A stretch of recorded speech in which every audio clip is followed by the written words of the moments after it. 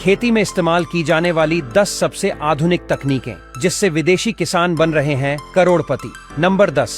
दुनिया में कई किसान खेती करने के लिए मल्चिंग तकनीक का इस्तेमाल कर रहे हैं। इस तकनीक में मिट्टी को एक प्लास्टिक जैसी चीज से ढक दिया जाता है ताकि मिट्टी में नमी बनी रहे। जैविक खेती में मिट्टी को पत्ते, घास और लकड़ी की छीलन से ढंका जाता है, जबकि अजैविक खेती में मिट्टी को प्लास्टिक शीट्स का इस्तेमाल करते हैं। ये तकनीक जहां बारिश कम होती है वहां इस्तेमाल किया जाता है। नंबर 9। आज शहर काफी बढ़ रहे हैं तो खेती के लिए जमीन काफी कम हो गई है, इसलिए कई जगह किसान वर्टिकल फार्मिंग से खेती कर रहे हैं। वर्टिकल फार्मिंग में फसलें जमीन पर नहीं बल्कि एक के ऊपर एक लेयर्स में उगाई जाती है। इसमें LED लाइट्स और हाइड्रोपोनिक सिस्टम का इस्तेमाल किया जाता है, जिससे फसलें बिना मिट्टी के भी ग्रो कर सकती है। नंबर 8।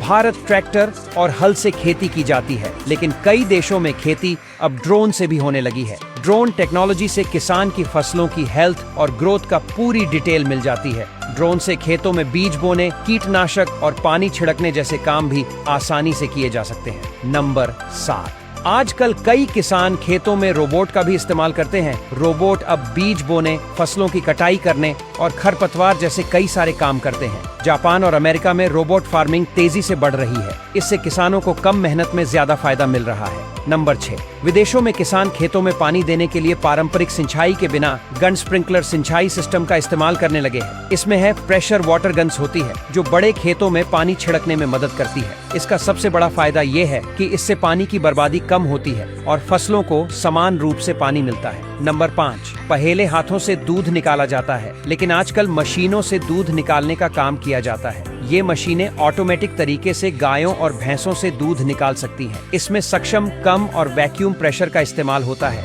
जिससे जानवरों की बिना तकलीफों का साफ दूध निकाला जाता है। नंबर 4। आज खेती सिर्फ जमीन पर ही नहीं बल्कि पानी में भी की जा रही है। फ्लोटिंग फिश फार्म एक नई तकनीक है जिसमें पानी की सतह पर तैरने वाले प्लेटफॉर्म बनाए जाते हैं जिनमें मछलियों की खेती की जाती है। इसमें हाईटेक सेंसर और AI की मदद से पानी की गुणवत्ता, तापमान और ऑक्सीजन स्तर को मॉनिटर किया जाता है, जिससे मछलियों की अच्छी ग्रोथ होती है। नंबर 3।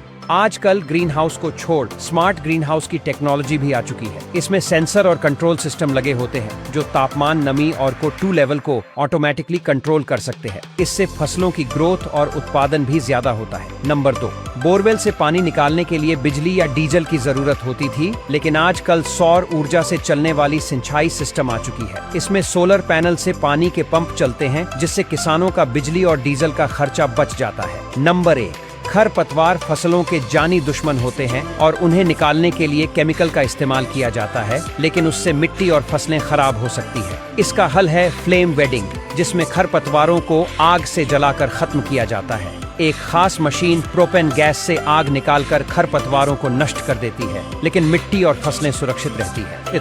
क्या होगा अगर किसी कारण हमारी धरती पर मौजूद ऑक्सीजन 21% से बढ़कर इसका 2 गुना यानी करीब 42% हो जाए? इसका हम इंसानों पर, पृथ्वी पर रहने वाले जीवों पर और हमारी इस धरती पर क्या असर होगा?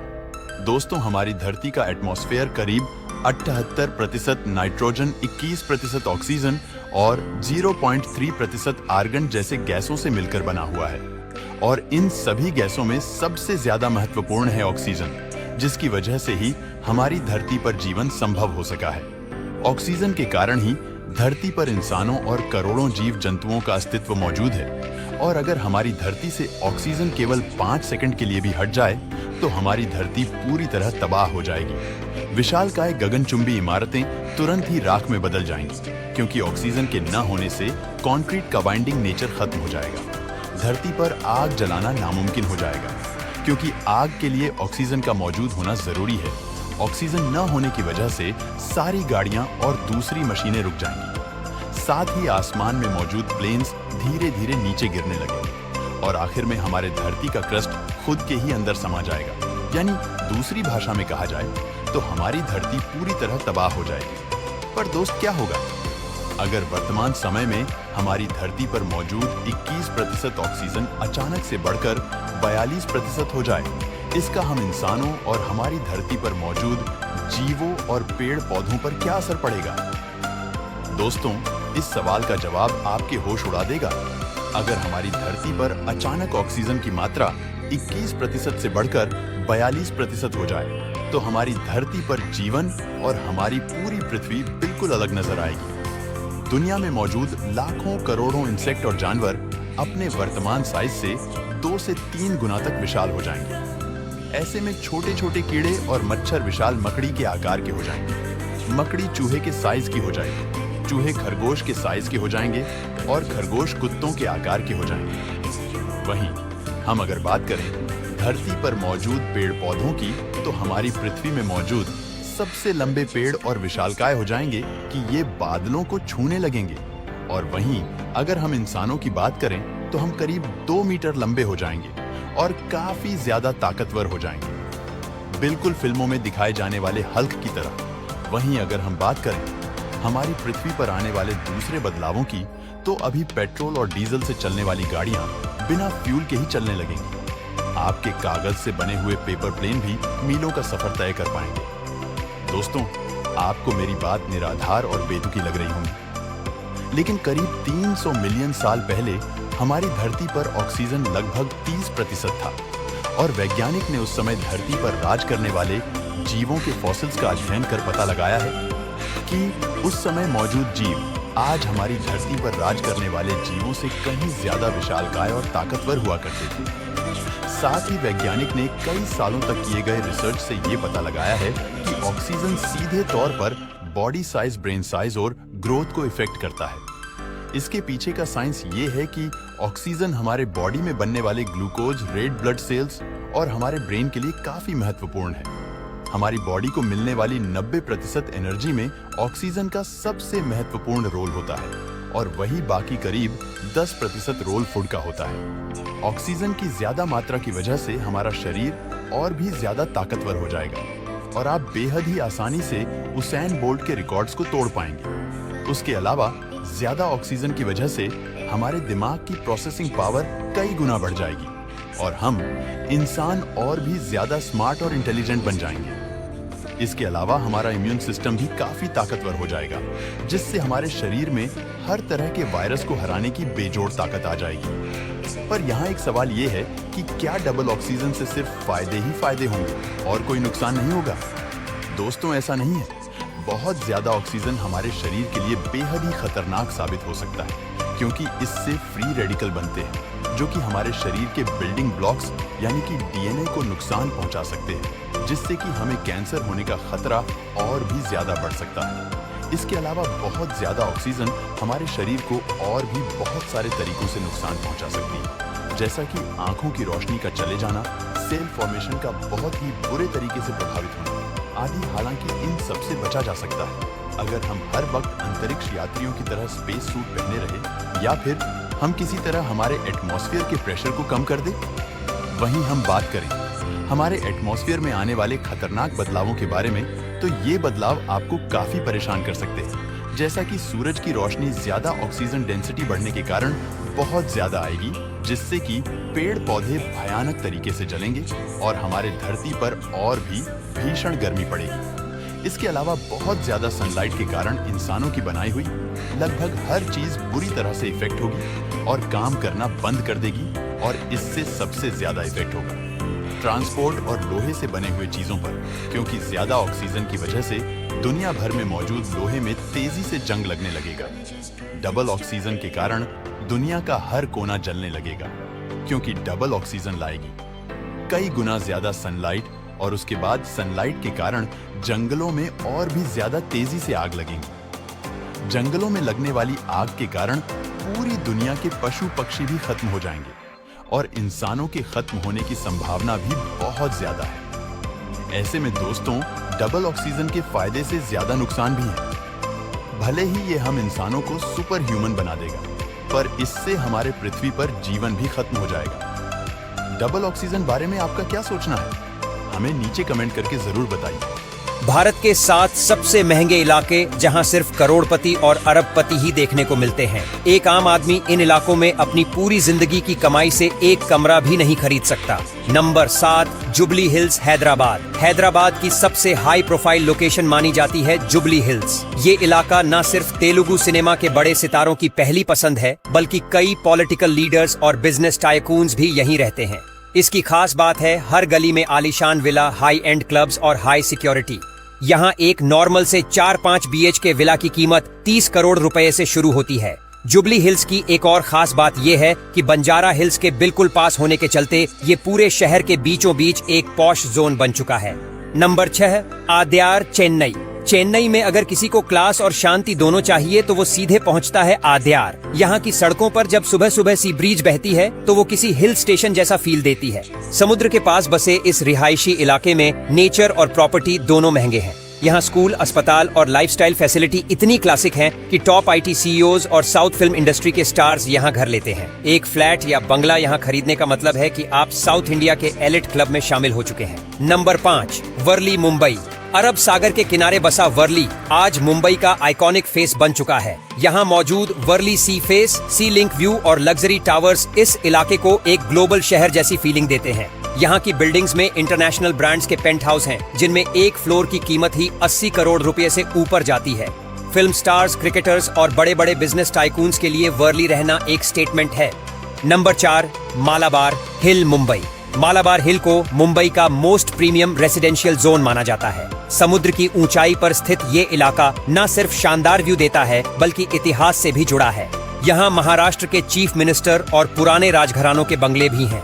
यही वजह है कि ये इलाका हाई सिक्योरिटी और हाई प्रोफाइल दोनों का कॉम्बिनेशन बन चुका है। हर घर की कीमत यहाँ 100 करोड़ रुपए से शुरू होकर 400 करोड़ तक पहुँच जाती है। Number 3, Altamount road, Mumbai.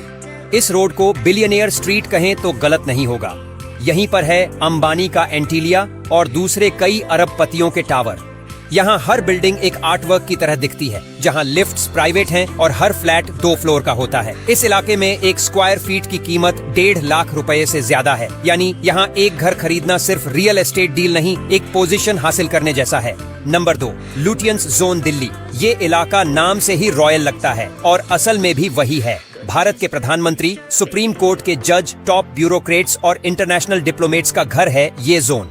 यहाँ की सड़कों पर सन्नाटा नहीं बल्कि पावर का असर होता है। यहाँ बंगलों की कीमतें 500 करोड़ रुपए तक जाती हैं और किराया इतना ज्यादा है कि छोटे शहरों के अंदर उतने में 10 बंगलों की कॉलोनी खड़ी की जा सकती है। Number 1, DLF phase 5, Gurugram. अगर कोई सोचता है कि NCR सिर्फ दिल्ली तक सीमित है तो उसे DLF फेज 5 जरूर देखना चाहिए। ये इलाका इंटरनेशनल लुक के विला, गगनचुंबी टावर्स, प्राइवेट क्लब्स और गोल्फ कोर्स से भरा है। हर कोने पर प्राइवेसी है और हर सुविधा 5 स्टार से कम नहीं।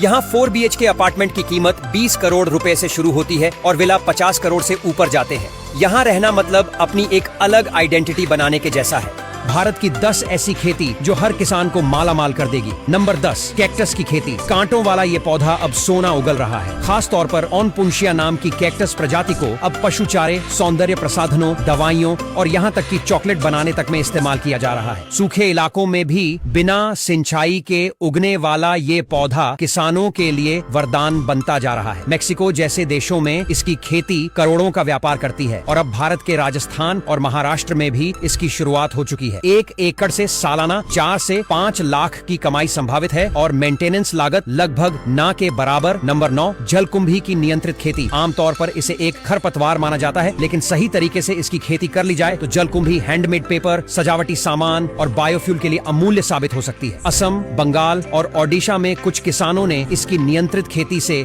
हर महीने 50 से 60 हजार रुपए कमाना शुरू कर दिया है। इसके रेशों से बनाए गए बैग और फर्नीचर आज यूरोपियन मार्केट में हाई प्राइस टैग के साथ बिकते हैं। नंबर 8, उत्तर पूर्व भारत की पारंपरिक धरोहर अब किसानों की कमाई का जरिया बन रही है। लाल चावल को दुनिया भर में हेल्थ फूड के तौर पर प्रमोट किया जा रहा है क्योंकि इसमें एंटीऑक्सीडेंट और फाइबर ज्यादा होता है। असम, मणिपुर और त्रिपुरा के किसान इसे इंटरनेशनल मार्केट में निर्यात कर रहे हैं और 1 एकड़ में 3 से 4 लाख रुपए सालाना कमा रहे हैं। खास बात यह है कि इसकी खेती ऑर्गेनिक तरीके से भी की जा सकती है। नंबर 7, जहां सहजन की फली सब्जियों में इस्तेमाल होती है, वहीं मोरिंगा के बीजों की इंटरनेशनल मार्केट में जबरदस्त डिमांड है। इसके बीजों से निकलने वाला तेल स्किन केयर इंडस्ट्री में काम आता है और इसकी कीमत 2000 से 3000 रुपए प्रति लीटर तक जा सकती है। तमिलनाडु और महाराष्ट्र के किसान अब इसके बीजों की खेती कर रहे हैं और 1 एकड़ से सालाना 4 से 6 लाख रुपए की कमाई कर रहे हैं, खासकर जब एक्सपोर्ट का रास्ता खुलता है। नंबर 6, काला गेहूं से कई गुना महंगा बिकता है क्योंकि इसमें एंथोसाइनिन होता है जो कैंसर और डायबिटीज जैसी बीमारियों से लड़ने में मदद करता है। पंजाब, यूपी और MP के कुछ किसानों ने इसकी जैविक खेती से 1,50,000 रुपए प्रति एकड़ तक की कमाई की है। इसके आटे की इंटरनेशनल ब्रांडिंग की जा रही है और विदेशों में इसे सुपर फूड का दर्जा मिला हुआ है। नंबर 5, सिर्फ फूल नहीं बल्कि उससे बना गुलाब जल अब करोड़ों की इंडस्ट्री बन चुका है। जयपुर और कन्नौज जैसे शहरों में गुलाब की पत्तियों से अर्क निकालकर इंटरनेशनल कंपनियों को भेजा जा रहा है। एक एकड़ में 8 से 10 टन फूल उग सकते हैं और उनसे लगभग 3 से 5 लाख की कमाई की जा सकती है यदि आप सीधे प्रोसेसिंग यूनिट से जोड़ जाए। नंबर 4, भारत के उत्तर पूर्वी राज्यों और हिमाचल में अब कीवी खेती तेजी से बढ़ रही है। एक बार पौधा लग जाए तो 3 से 4 सालों तक लगातार फल देता है और 1 एकड़ से 7 से 8 लाख रुपए तक की कमाई संभव है। खास बात यह है कि कीवी की मार्केट में डिमांड साल भर बनी रहती है और भारत में इसका उत्पादन अब भी बहुत कम है, जिससे इसके दाम ज्यादा मिलते हैं। नंबर 3, नीली मकई अमेरिका और यूरोप में सुपर फूड की तरह मानी जाती है। इसमें फाइबर, एंटीऑक्सीडेंट और न्यूट्रिशन बहुत ज्यादा होता है। भारत में अब राजस्थान और गुजरात के कुछ किसान इसकी ओर रुख कर चुके हैं। 1 एकड़ से 4 लाख रुपए तक की कमाई संभव है। नंबर 2, काली फूल गोभी न सिर्फ दिखने में यूनिक है बल्कि इसमें पोषक तत्वों का स्तर भी बेहद ऊंचा होता है। विदेशों में इसे गॉथिक वेजिटेबल कहा जाता है और रेस्तरां में इसका इस्तेमाल हाई प्रोफाइल डिशेज में होता है। नंबर 1, तमिलनाडु और गुजरात में मछुआरे अब समुद्र तटों पर जलजीन की खेती कर रहे हैं और एक सीजन में 5 से 6 लाख रुपए तक की कमाई कर रहे हैं। यूनाइटेड नेशंस इसे भविष्य की सबसे महत्वपूर्ण खेती मान चुका है। वीडियो पसंद आया तो वीडियो को लाइक करें। हमारे चैनल ग्रोलिंग इंटरप्राइजेज को सब्सक्राइब करें, बेल आइकन